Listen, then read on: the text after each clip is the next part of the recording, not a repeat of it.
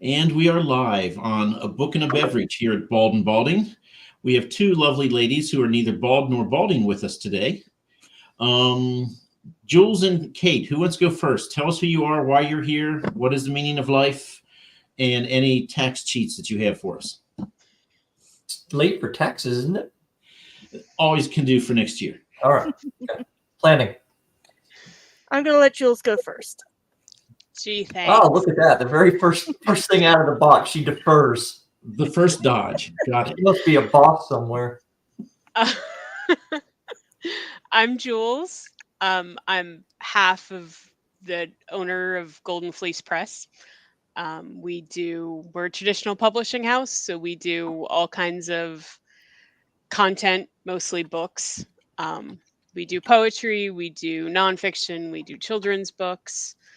And I am in the middle of studying for the CPA, so I could talk your ear off about taxes, but I'm not going to do that. Not. Okay, Kate, you got to top that. And all right, so I'm Kate Ressman. I'm the other half of Golden Fleece Press and one of the acquiring editors for said press. And the meaning of life is a gray 42. And beyond that, can't give you the tax advice because I'm not a CPA. But you got Jules here, so you're good. Yeah, exactly. Okay.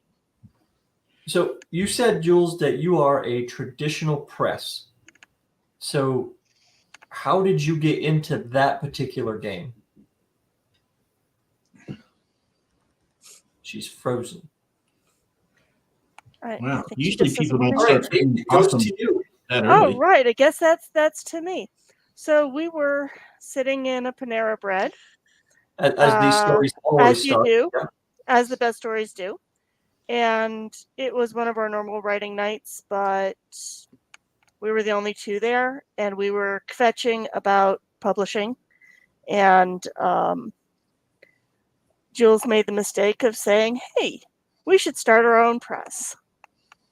And she will tell you that things spiraled very quickly from there. We shook hands.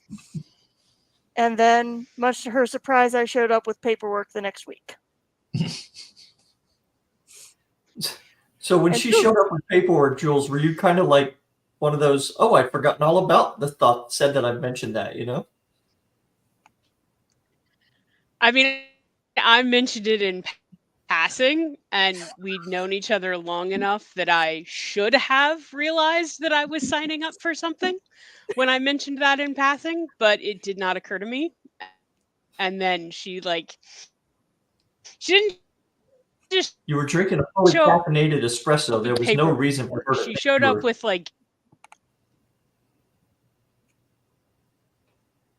Jules. All right. Jules, you're cutting out. We're not hearing you. Can you do us a favor? Just go off and come back on real quick. See if that helps. Yeah. And Kate, while she's doing that. Well, she's that. Okay. No, seriously. I mean, well, she's not listening. People give themselves imprints and things like that, right? Mm-hmm. But they have no plan to help anybody else get a book published.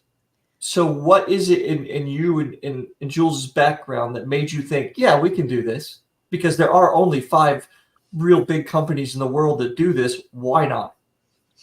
I think it is a innate need for risk taking. But beyond that, we are and have been knocking around this business, at least I have since I was a teenager, doing the submissions dance, doing all of the things that you do for publishing, and watching my friends and watching the people in the scene get raw deals and watching them just moaning and groaning about their treatment, about, not making it, and also just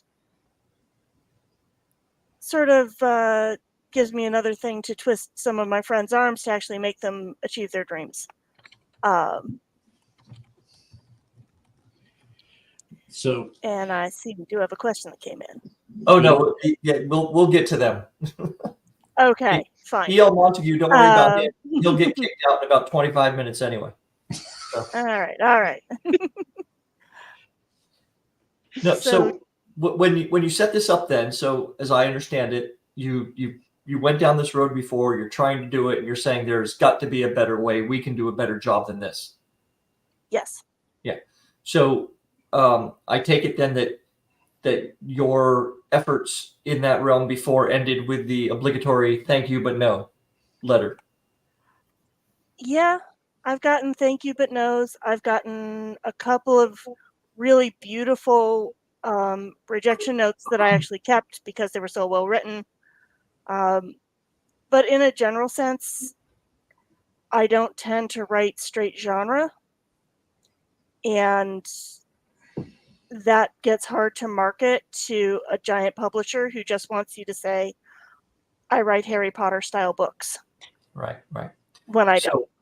So before we get to the questions, and we are going to have some good questions because these guys never disappoint. I kind of want to know what it was like sitting at that table, because I'm assuming you didn't just do this. I'm assuming there were several Panera Bread incidents before this got fully formed. What were you saying? What's going to make us different? How are we going to stand out in this space? And what's our mission statement going to be? I mean, we'll see if my internet likes me. I kicked my kid off streaming, so maybe it'll like actually let me finish a thought. It works so far. A lot of my experience publishing outside of what we've done with Golden Fleece Press was being stuck in a contract situation where you felt like people didn't necessarily care how this project was going. Like, the book is your baby, but it's not necessarily the publisher's baby. And you don't, in general context, have any ability to do anything with that, right? Like, when Kate and I started this press, I had signed a contract with another publisher. And I'm going to be as vague as I can be because I'm not going to say nice things.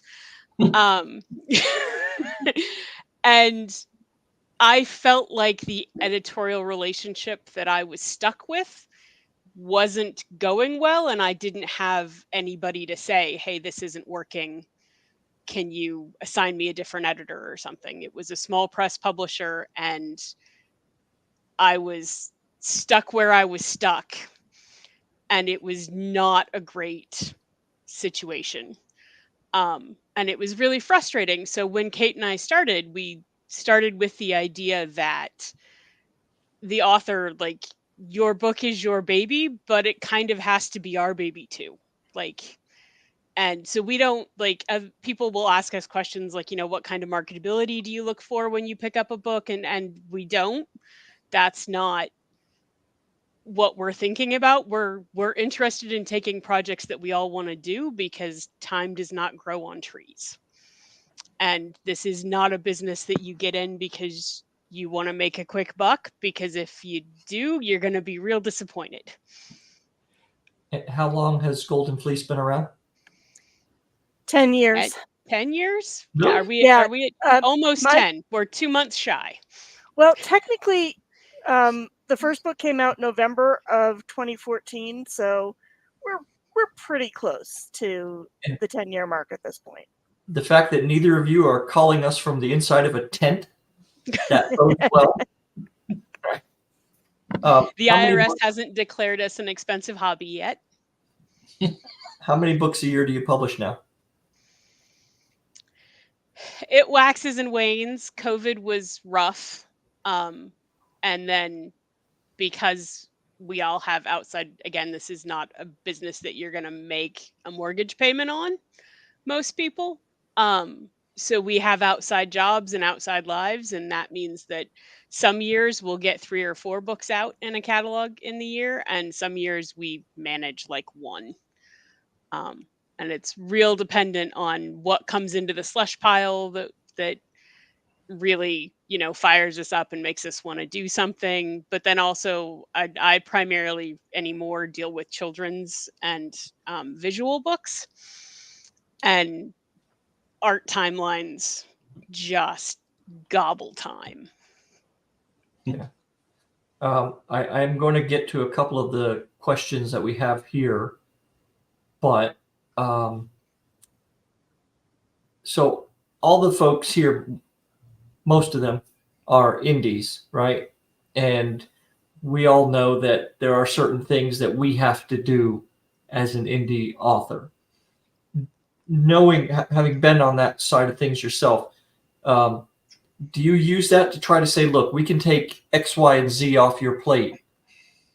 And okay, so if I come to you with a book, run me through the process. What happens? So if someone's watching here is saying, oh, I have a book that I might want to submit to them, I'll give them a try because they're a small publisher. They seem like they care, as opposed to the big giant corporate guys on Madison Avenue. And it is my baby. What do I do? Well, I'm going to start off with the very first tip that I give to every author: read submission guidelines. Submission guidelines are not there just for pernickettiness. They let the publisher, even if it's not us, whoever you're submitting to, it lets them know that you care enough to be a professional, that you can meet a very basic bottom line of, I know how to format a document and I know how to listen to direction. It is your very first opportunity to say, I'm somebody you can work with because I'm a professional. Anybody who's ignoring submission guidelines or just doing like the mass submission and they don't modify anything, they don't check to see, you don't give off the impression that you care about the piece that you're trying to promote to me, and you can't meet me halfway, right? So I need to know that I can work with you, and you need to figure out if you can work with me. And the way we're going to do that is through that sort of give and take relationship. And one of the first things you have to do is submit the way that we ask you to submit it. There's a reason we ask for that type of submission. Now, So, when you said that, Jules started laughing. So my assumption here is that you have gotten some submissions that come nowhere close to meeting your guidelines. Give me an example of one of the worst. Please tell me it was written in crayon or something. No, but it actually did come technically over the transom, if you will. It was an actual physical book that was sent to our PO box, and that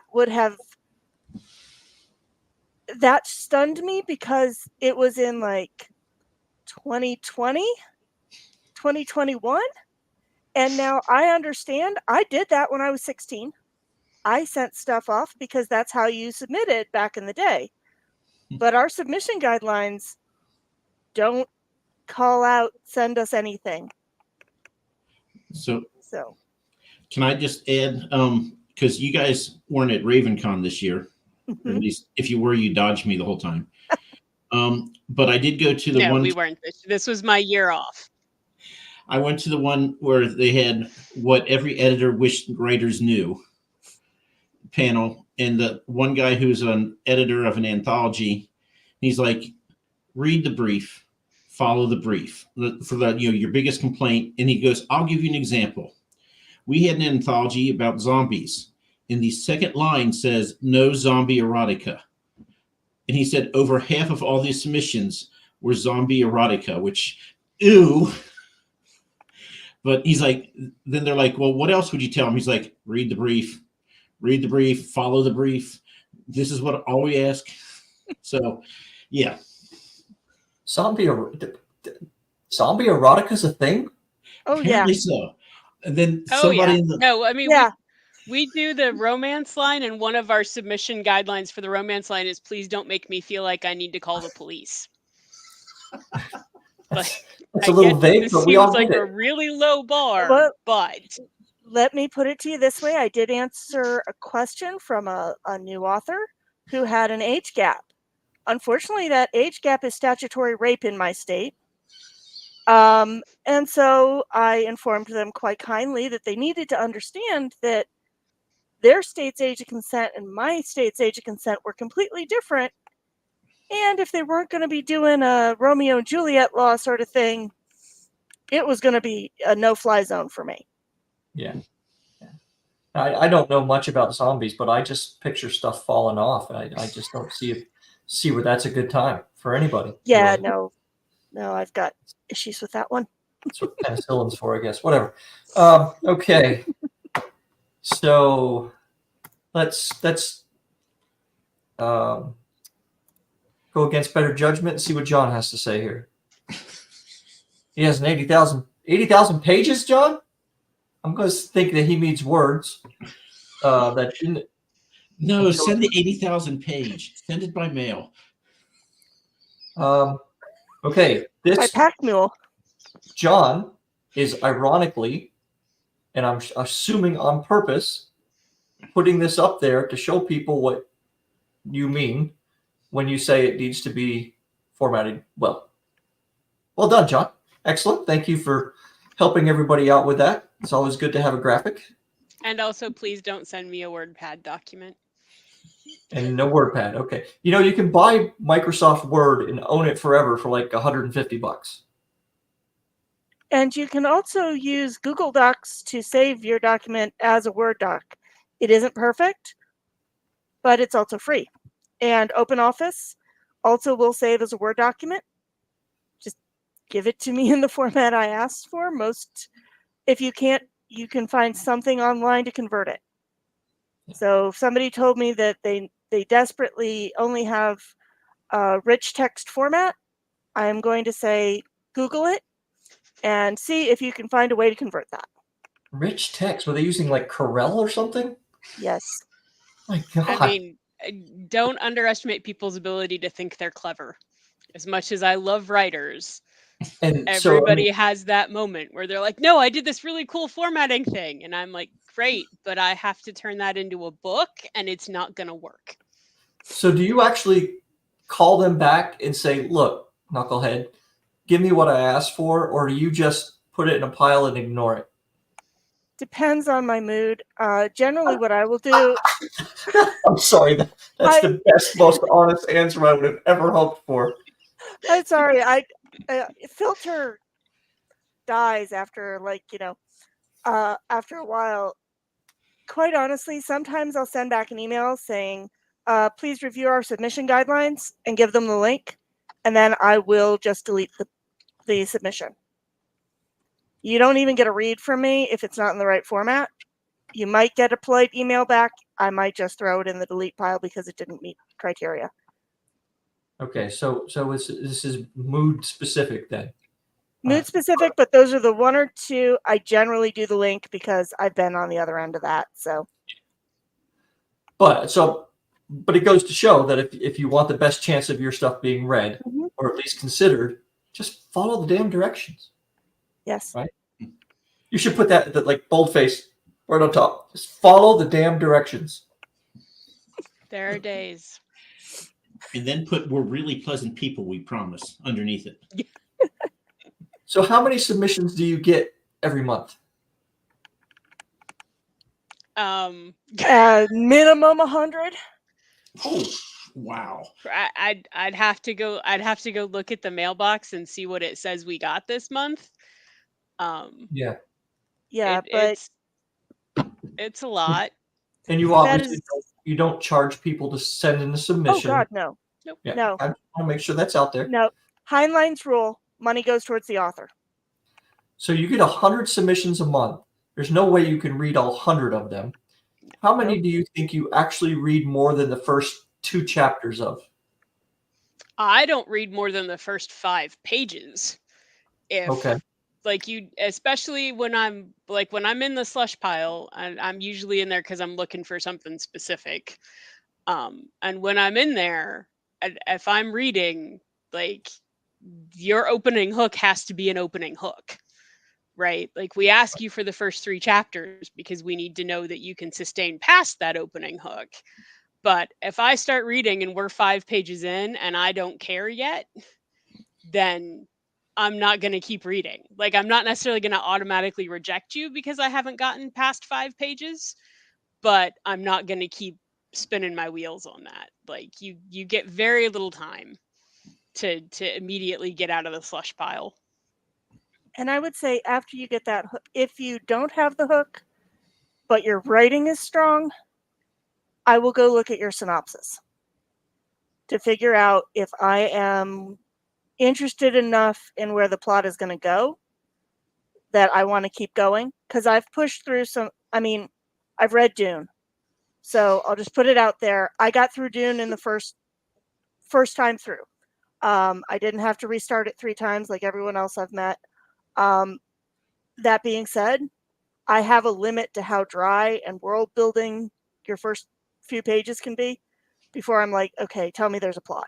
Tell me you've got something here beyond just your world building. So you want me to start with a genealogy is what I'm hearing. I mean, that might work for me. I wouldn't say no to that. I mean, I would probably skip it, then use it as reference to go back to. And just to be clear, Mike, it's just were you at the two map doing it? panel? What's that? Were you at the map panel at RavenCon? Yes. Not Yes. the year before last. Yeah, I love a fantasy map. Like it seems yeah. like stupid and world buildy, but yeah, no, I'm all for it. It is generally just us reading Slush. We have other people who pop in and out and read Slush with us. We have other editors that we, if dig into the slush pile and they decide they want to pick up a project, we'll absolutely let them pick up a project. But generally it's us, and we kind of divide things into genre because we don't all enjoy the same things. So if you send us anything even remotely romance centered, that winds up on my desk, even though I mostly do the children's stuff anymore. If you send us anything YA, it winds up on Kate's because I have absolutely no patience for that. I think because I still have a teenager. So Okay, so you get John's 80,000 word manuscript, and you like what you read, and you think, my God, this guy's going places, possibly jail, but other places as well. What do you do? What's the next thing that he can expect? So the next thing is a request for a full manuscript. Okay, and so you keep that. Yeah, I get my full manuscript. I keep reading. If it continues and it keeps my attention and I desperately want to read it, absolutely wonderful. And then I say, yes, I absolutely want this piece. I'll do up the contract. Actually, I'll probably call Jules and say, I found something. Do up the contract, do all the background paperwork that we do for our own records, send the contract, and give them sort of a deadline to sign and return it.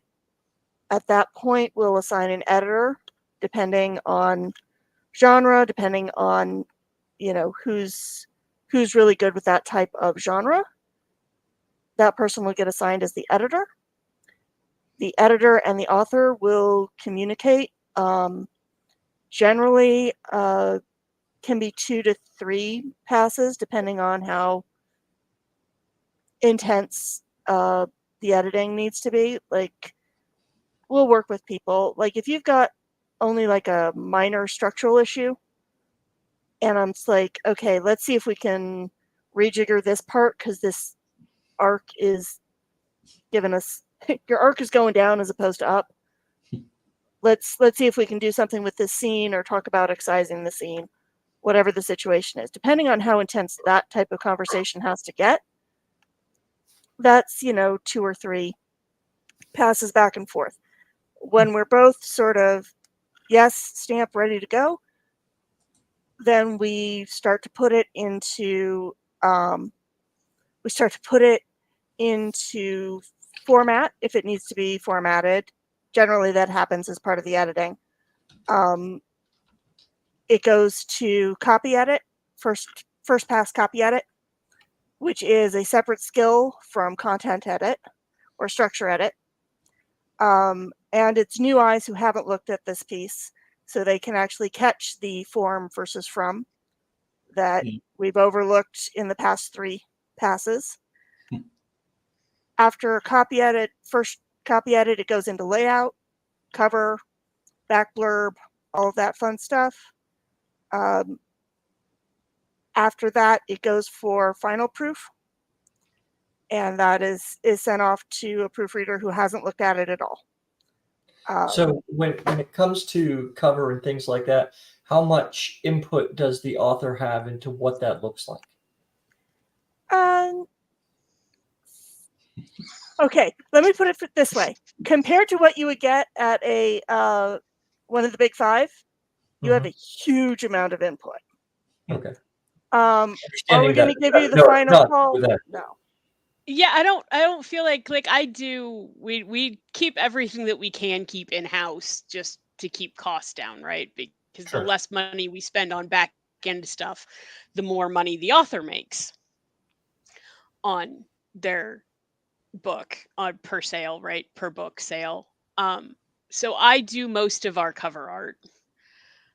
And I don't think we've ever had somebody come back and say they didn't like the cover art that I did. Okay. So then I'm assuming you also have like a stable of editors and stuff that you've worked with before, and that they don't work gratis. That is true. Okay. So you've already, at this point in the game, you have a sunk cost into this person's work. And as you are a small concern, you have every desire to make sure this book sells out at least. I'm assuming that that's kind of considered part of an advance, right? In this, we build it into the cost that gets you to net. Basically, we consider it a sort of an overhead charge. We'd break it out through however many books, right? We'd say the cost is X amount for actual printing, because if we have to do actual printing, right? Actual printing, so that plus a percentage, depending on how much has been put out for the book. And then to cover price, and then we take that part that's between our cost and the cover price, and that's where we do royalty and basically that's where the profit is, right? Between cost and cover price. So that's pretty thin. I mean, for you guys, it can get thin, yeah. Yeah, because I mean, obviously, you're not. I mean, the big publishers are doing this on scale, right? They're not putting out, a couple of books a month or whatever it is. They're putting out a bunch of them so they can have editors doing multiple things. Yeah. Okay. Let's see what we got over here in the thing. So we still have El Montague's question from way back in the beginning before he was banned. Yeah. Okay. Good. Should probably have happened by now. All right. What's the next big release? The next big release is Extinction Coast, and I'm gonna pop this right back over to Jules, as it's a visual book. It is Anna. I'm gonna get her last name wrong. Volts. I have the perpetual problem with business publishing is that I don't just know people by their pen name. I also know them by their actual legal name. So I have to remember which one I'm supposed to be using at which point in time. If you ever read Dinotopia, if you've read Dinotopia, you know what I'm talking about. It's like a Robinson Crusoe kind of ship-based memoir about dinosaurs in the real world. Extinction Coast is like that, only set in modern day and in the sort of Great Lakes area of Minnesota. So that is our next big thing, and it's the first time we've ever done a hardback book, which is a whole nother joy of trying to find a publisher that will, or not a publisher, we're the publisher, trying to find a printing house that will let me print a hardcover book landscape. Yeah, and it's a nightmare. And also trying to get that to happen in such a way that we don't have to charge like $115 a copy to be able to get enough distance between the cost for the book and the cover price for anybody to make any money off of it. Well, that brings up another fine question. So I'm assuming that these are fairly small press runs for these books. It depends on like for the children's books, we tend to do somewhere between 20 and 50 in the initial press run, just not because we usually do our printing through Amazon, and Amazon doesn't, because it's not in their best interest to give you like discounts on mass printings, so they don't really. And the problem with using a different publishing house that would give you a discount on the mass printing is that then you have to store stock. Right. And that's what I was going to ask is do you have a garage full of books or something? Basement. Yeah. Like we try to keep our press runs small enough so that we're not having to like add overhead costs and get an extra storage shed just to keep books in. What book is done the best? Is there a book that is done far and away better than other books in the 10 years you've been doing this? There are two. There's a kid's book, and then there's an adult book. The most consistent sellers are Meet Abby, which is the first Abby the Labby. And our most consistent adult seller is There Are No Hospitals in Russia, which is a memoir. And those are our absolute best ones over time. Yeah, especially in the last couple of years, right? Because No Hospitals in Russia has only been out since, I'm going to get it wrong, 21 or 22? 21 or 22, but it's been hella consistent. Yeah, it's been reasonable. Abby, like Meet Abby's been out, like that was one of the first books. I want to say what, spring of 2015? Yeah, I think it was spring 2015. Like it's been and it's been consistent because it's a cute puppy and the grandma it's easy to market sell puppy is deep. Books. Yeah, it's either got to be a cute puppy or it's got to be John Wick's puppy. It's one of the other. Yes. There's no way around that. So EL's asking, and we may have covered this a little bit, in terms of sales, what looks like a good book and how fast? I mean, so for the first few years of Abby, we had a small, and this is only counting this one small bookstore that we were in. We had a local bookstore that carried us, and it was 5 copies a month of the first Abby was pretty much consistent. So that was like $60 or 60 books a year just from that one venue for Abby. The initial push of No Hospitals was pretty big. We had got a lot of pre-orders for that one. Spent a lot of time shipping books for that. And then it has been settling consistently 2 to 3 books a month. And that's international. And that's mostly because the author is active. Yes. And he's out doing things consistently. So people are consistently buying his book. Is that part of the pitch you give to authors is, we're here to help you, but we're not here to do it for you? I mean, we'll do everything that we can do, but the reality of publishing is that people don't want to buy your book from me. They want to buy your book from you. Yeah. So I'm here to do all of the things that you don't want to have to do, right? Like all of the layout work that, you could do it yourself, but let me tell you, it sucks.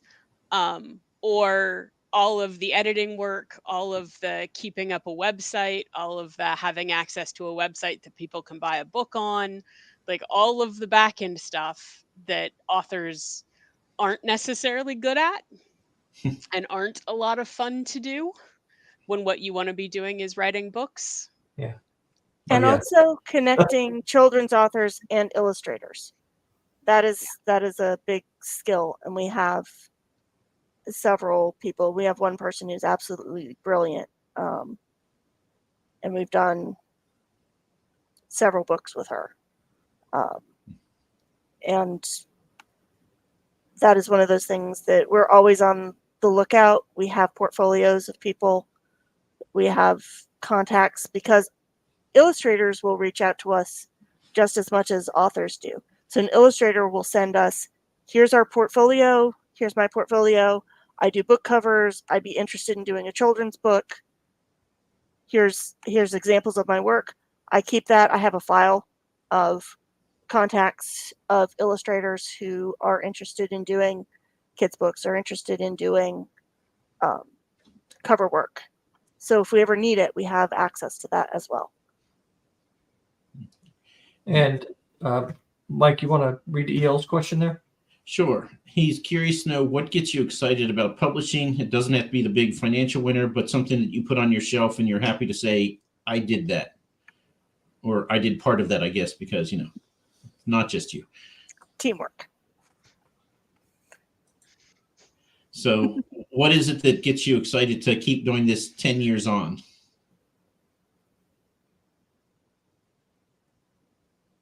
Well, the response has to be faster I mean, than I that. enjoy the projects that we do. Extinction Coast that's coming up is absolutely my baby. Like dinosaurs are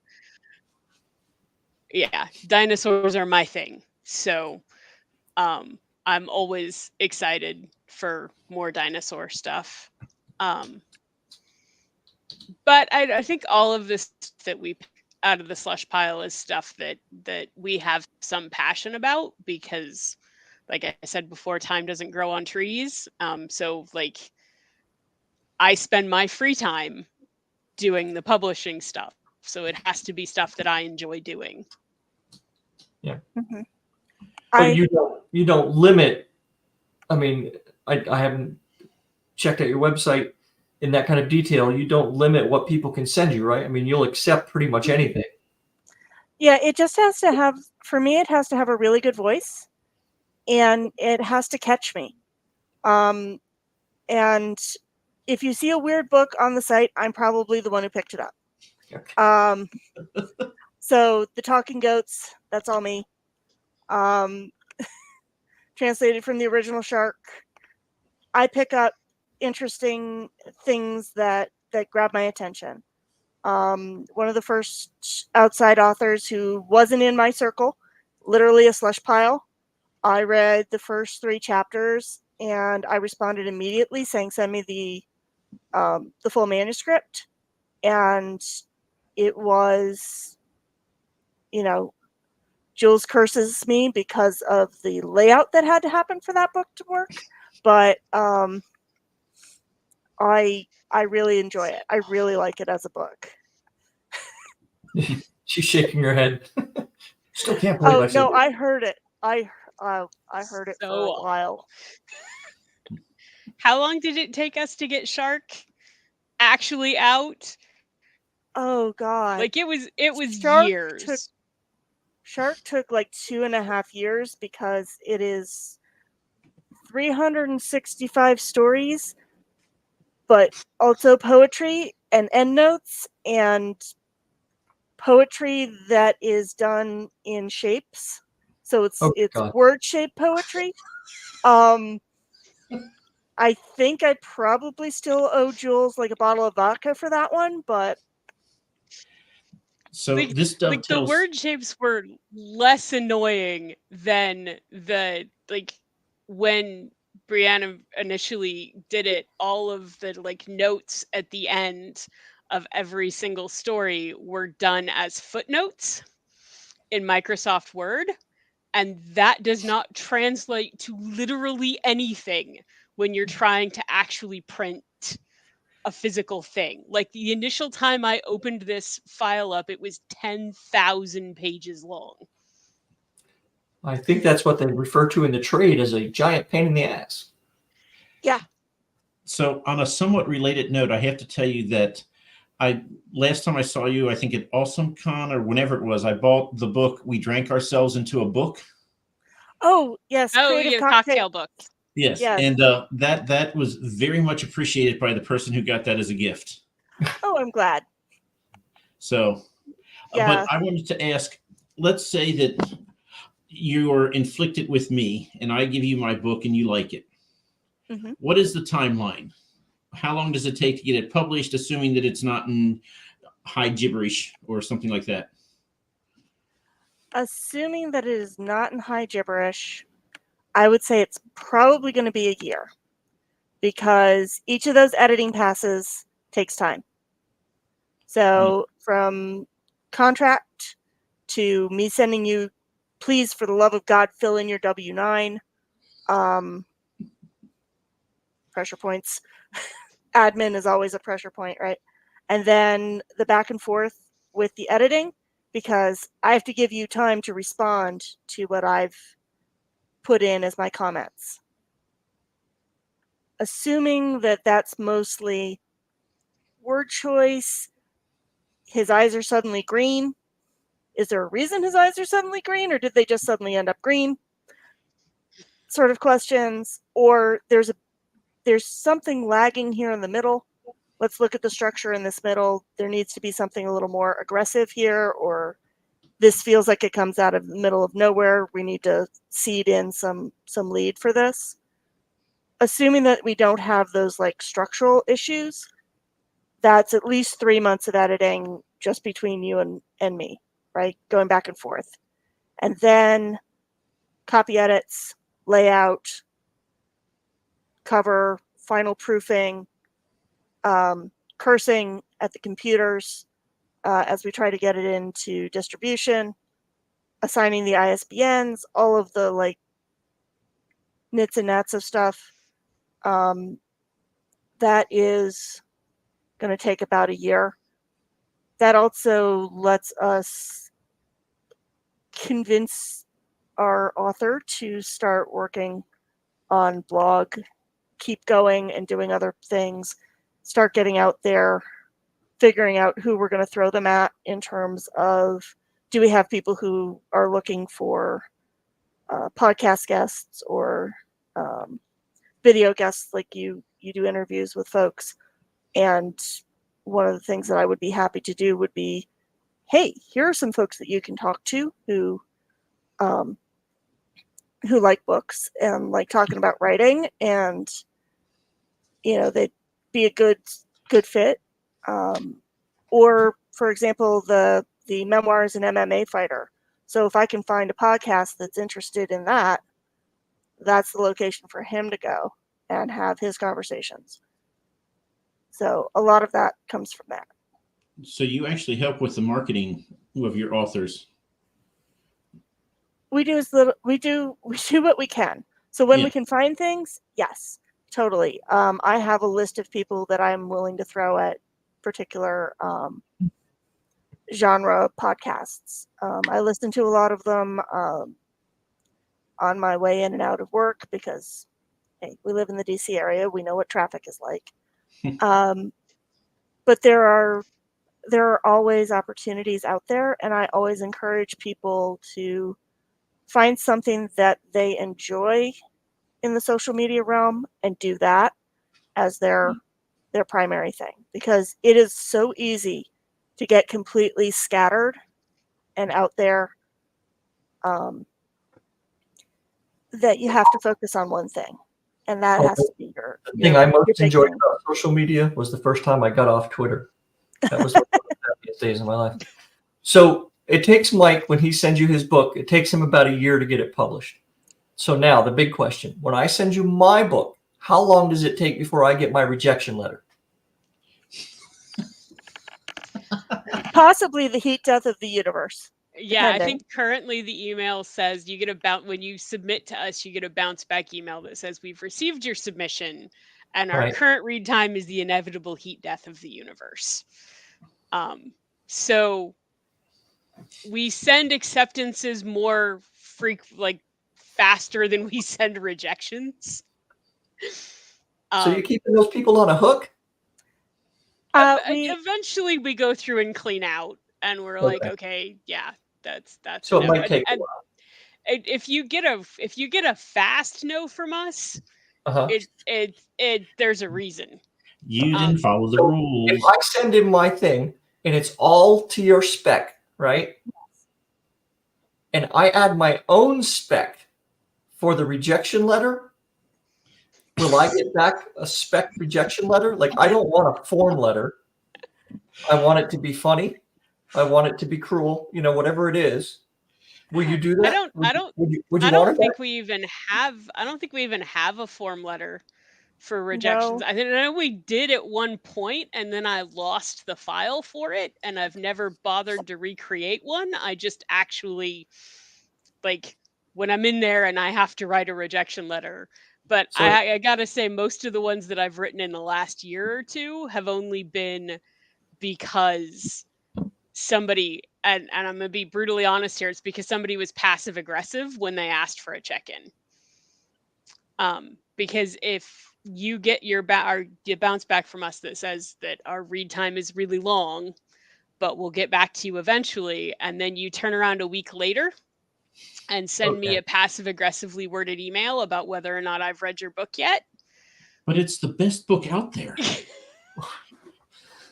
Obviously, it will set you up. Okay. So now that we know that, do you guys do any audio? Not yet. Like, we don't option for audio. We option for worldwide English rights for print and ebook. At some point, we'll probably explore audio, but at the moment, it doesn't. It doesn't make financial sense from our side. Right. Okay. And I will tell you, I answered a call for an anthology that you all had last year. Are you doing any other anthologies currently, or anything you thinking about doing, or what exciting news can you tell our viewers? All right. So the Jules Verne anthology. Hint. I'm still looking for at least one more story. So I don't have to write it myself. But I'm not saying that I won't write it myself, but I wouldn't mind getting one more story, Jules Verne related. I have one that I want to propose, which is stories that are set or themed around like travel plazas.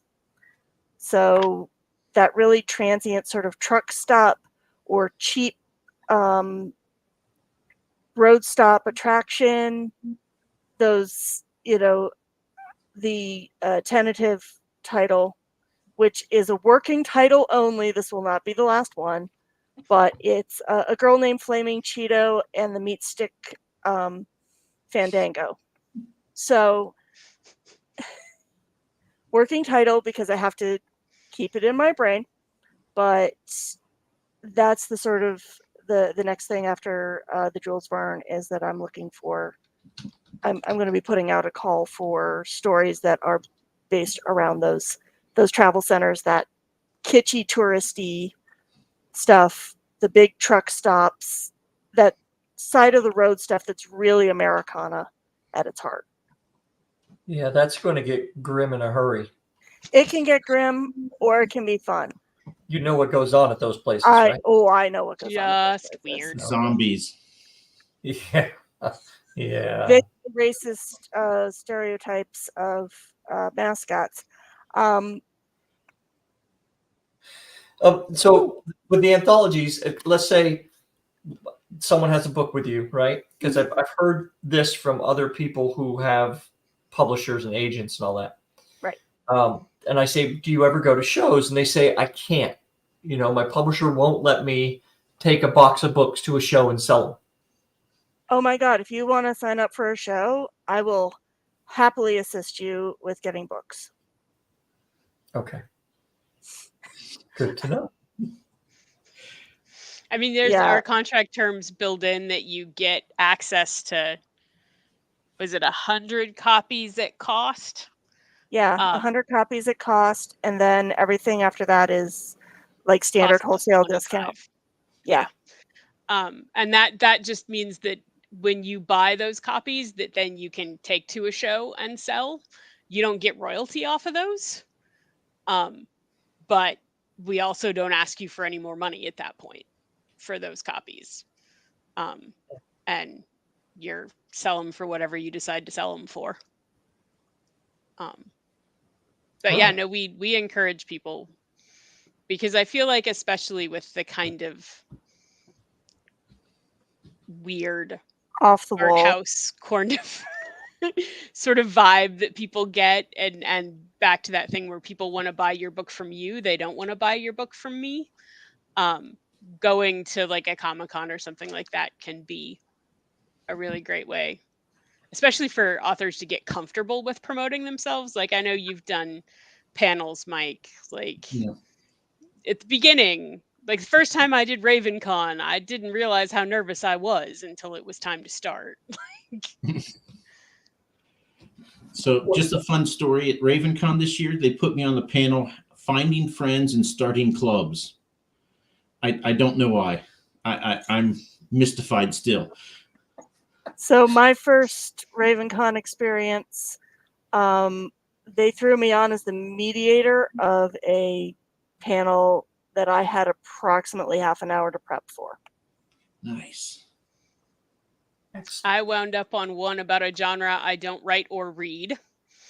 I wound up on a panel about, what did it say it was? In the book, it said it was a panel about like determining panel topics, but in reality, it was a panel about setting up conventions.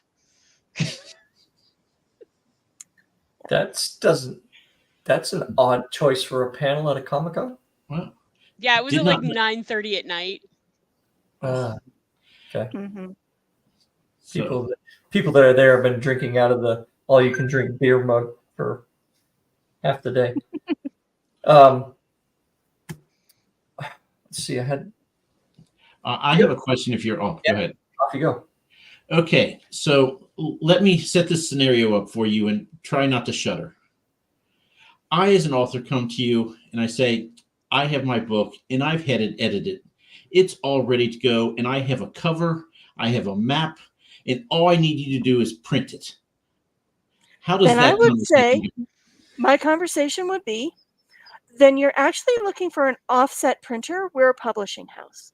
Good luck, and I wish you all the best in your publishing journey. That you don't even entertain the copy of the first 3 chapters? Nope. You've been at this a while, haven't you? Yeah, I have. If you come to me and you say, I've got my cover, I've got my layout, I've got my edit, and I'm ready to go, then you definitely want a printer, not a publisher. Because a publisher does help you with the majority of the things that you just asked for. So there's no reason for you to come to me if all you want to do is print the book exactly the way you have it laid out. Okay, so what I really hate doing is advertising. I don't mind going to shows. I don't mind speaking in front of people. I'll put on a silly costume. I don't care. But spending the time to learn how to advertise on Facebook or Amazon or any of the other damn things, I've got no time for that, right? And I sell a commensurate amount of books that you would expect from someone who has no time for that, which is to say none. What do you offer to help in that realm? So I don't necessarily recommend ads on Facebook or any of those other things because you can't prove. I haven't been able to prove that those actually give us the appropriate kickback. We have done some advertising in actual magazines. It's a lot easier with the puppy book. We did some advertising for Christmas in Best Friends magazine, which is the magazine for the Best Friends Rescue that has a huge thing called Dogtown. So,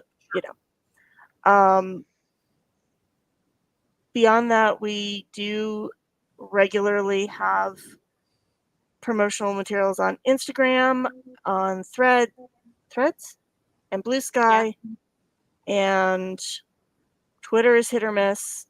We have a newsletter that we send out. We have 2 newsletters. The one for writers hasn't really kicked off yet, but we do send one out to anybody who's interested in like new releases.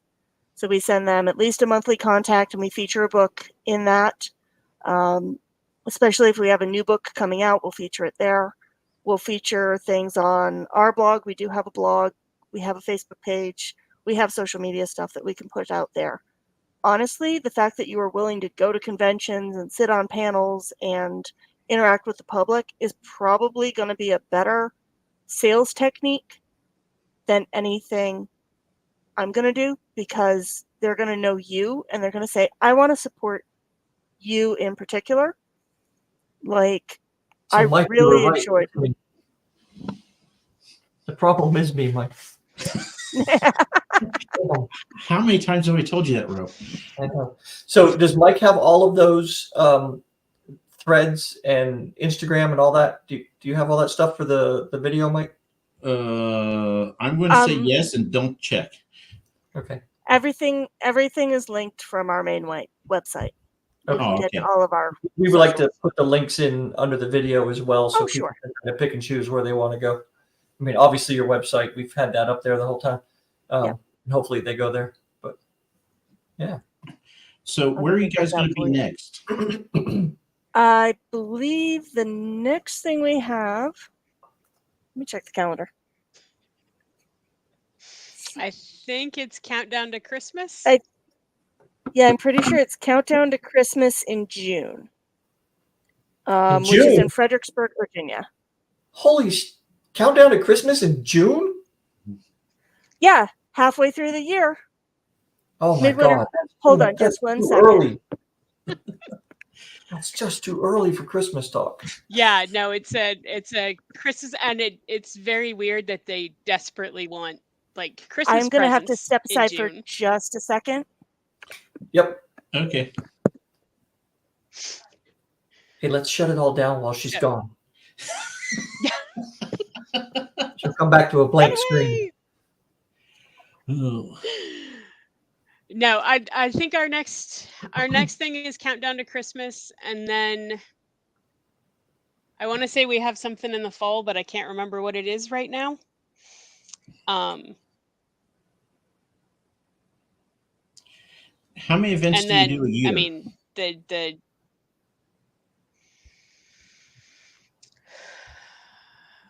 How many events you got going every year? We didn't do Awesome Con this year.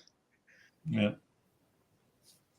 At least probably 4, at least. And then some years it's more like 6 or 8. Well, you're in a pretty good area. We tried. I usually do Raven Con. Yep. Yeah. I usually do Raven Con. This is I think I've done Raven Con like 5 times. This is the first year they've actually made me rotate off for a year. And we usually get a booth at Awesome Con. We didn't this year. We did Telltale Con in Baltimore. Well, Baltimore adjacent. Trying to think what else we've done. Galaxy Con in North Carolina. So you travel up and down the Eastern Seaboard a bit then? Yeah. A little bit, Yep. yeah. We actually made it all the way down to Florida one year. Now, are there events just for small press publishers that you guys get to go to network?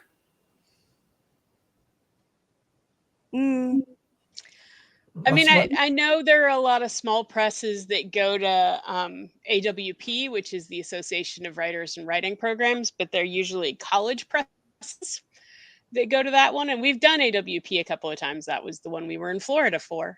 And then there's, what's the one in New York? I always forget the name of it. BookCon or something like that. That's all of the publishers, like the big six and Yeah. everybody else. We haven't done that one yet just because I haven't gotten anybody to convince me that it's worth the price. Yeah, that one is significant just for attendance. So You should do it just to, because you know that they're keeping the prices artificially and high just to keep you out, right? Yeah. I don't want to pay $500 a night for a Boston hotel room again, though. That's where the library folks were, man. Yeah, I went for a completely different industry, but I went for an industry event, and the only room that we could get was $500 a night. We didn't even get free Wi-Fi. And I'm like, if I went to the Microtel, I would have breakfast in the morning and free Wi-Fi. Why is it the more I pay, the less I get? Mm-hmm. So, have you put any books out yet this year?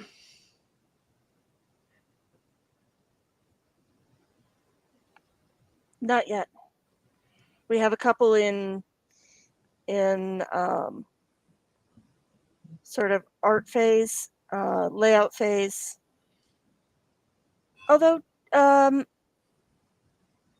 when did your novella come out, Jules?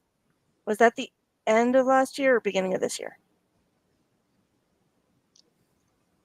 Yeah. I think it was end of last year.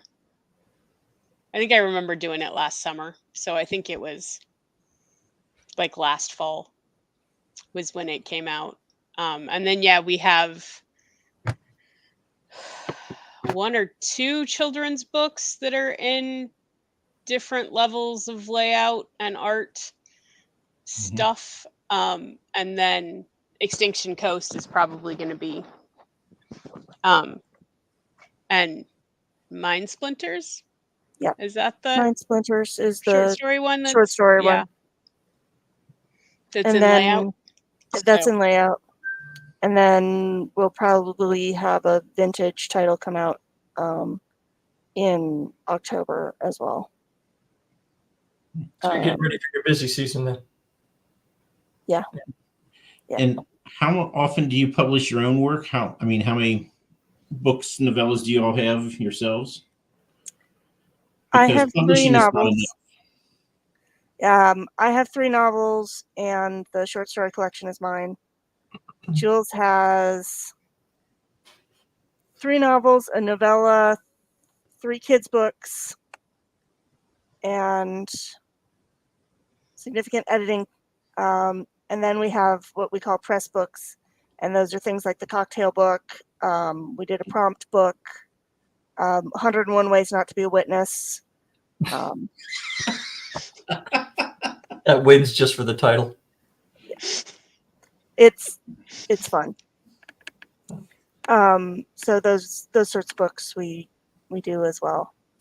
And now I want the 101 Ways Not to Be a Witness. So where do I get that at? Do I go to your website? Goldenfleecepress.com and just go to the catalog. It's And under. You'll run downstairs and get it for me and send it. I will get it, and I will put it into an envelope. Actually, I'll bag it and then put it into an envelope just in case it gets wet on the way, and send it out. Well, I appreciate that because my post office is really good at putting things right on the drip line so they get soaked. Yeah. Mm-hmm. Yeah. Ugh. It only takes one book coming back waterlogged, and you're like, okay. Well, Jules and Kate, I want to thank you for spending an hour of your life that you will never get back. And I know that, you have other things that you could be doing with that hour. So thank you for spending it with us. Appreciate it. Happy to do it. Where people can Thanks for find you having again at goldenfleecepress.com. Mm-hmm. And make sure to read the instructions. Yes. And follow. Yeah, well, there you go. Okay. Follow the instructions. Okay. You want to wave us out, Mike? Let's awkwardly wave.